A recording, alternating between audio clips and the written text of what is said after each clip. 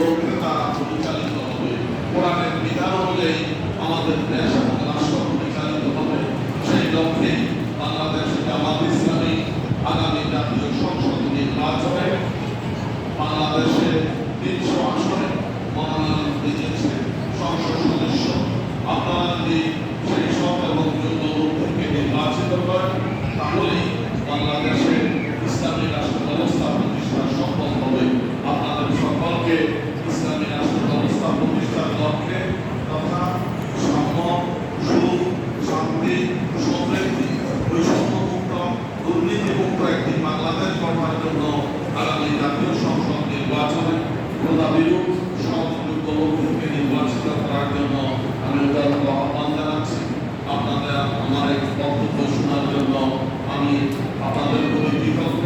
আপনারা আমাদের গুরুত্বপূর্ণ সময় দিয়েছেন, এই জন্য আমাদেরকে আন্তরিক ধন্যবাদ এবং মোবারকবাদ।